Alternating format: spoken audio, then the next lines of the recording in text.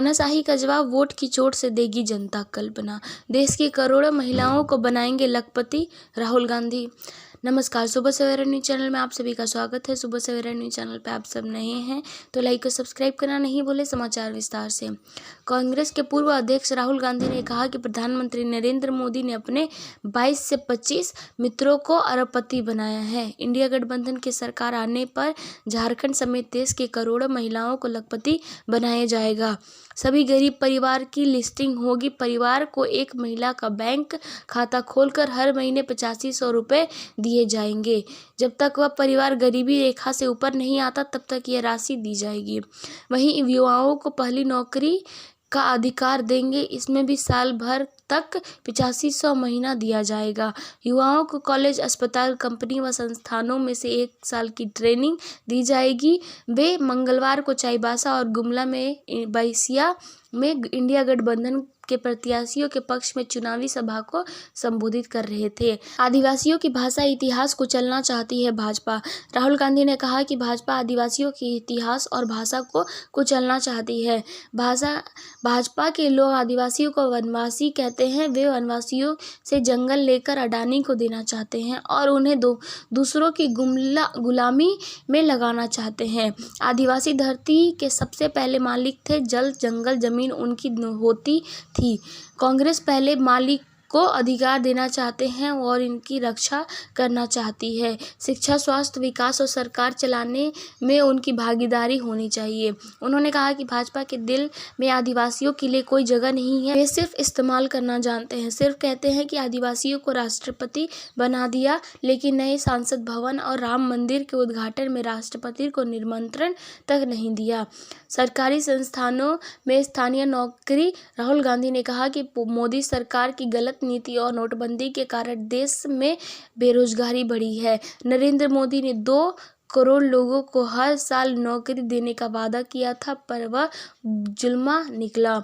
हमारी सरकार लोगों को नौकरी देगी। सरकार संस्थानों में ठेका प्रथा को खत्म कर युवाओं को स्थानीय नौकरी देगी। ग्रेजुएट और डिप्लोमा धारियों को पहले नौकरी मिलेगा। राहुल गांधी ने कहा कि इंडिया गठबंधन की सरकार बनी तो किसानों का कर्ज माफ होगा और MSP दी जाएगी। कम दाम में अनाज नहीं बेचना पड़े, इसके लिए सरकार बेहतर दाम की गारंटी देगी।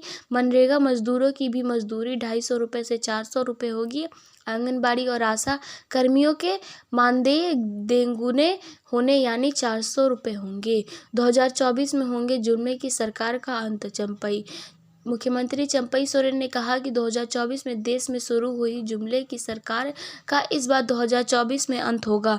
देश में बढ़ती महंगाई और बेरोजगारी से परेशान जनता अपने वोट से अधिकार के अंत में करेगी। सभी 14 सीटों पर इंडिया गठबंधन को विजयी बनाए जाएंगी।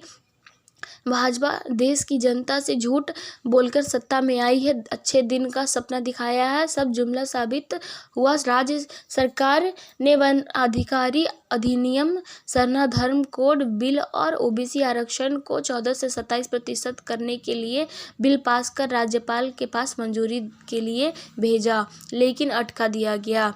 भाजपा ने ग्राम प्रधान और ग्राम सभा तथा मानकी मुंडा व्यवस्था को शिथिल करने का काम किया। 1932 के खतियान आधारित स्थानीय नीति का भी विरोध कर रही है। तानाशाही का जवाब वोट की चोट से देगी जनता कल्पना। पूर्व मुख्यमंत्री हेमंत सोरेन की पत्नी कल्पना सोरेन ने भाजपा सरकार पर निशाना साधते हुए कहा कि उनकी तानाशाही अब नहीं चलेगी। झारखंड की जनता जान चुकी है, तानाशाही का जवाब वोट की चोट से देगी। साजिश के तहत जेल भेजे गए हेमंत सोरेन जल्द बाहर आएंगे।